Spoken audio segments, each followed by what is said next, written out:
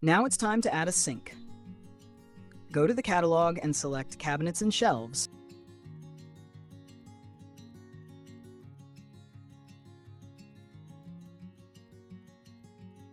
Sinks and Faucets.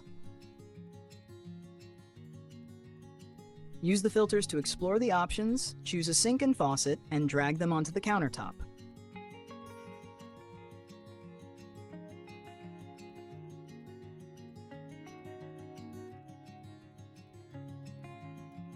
You'll find a variety of options including tabletop sinks, sink cabinets, faucets, and wall taps.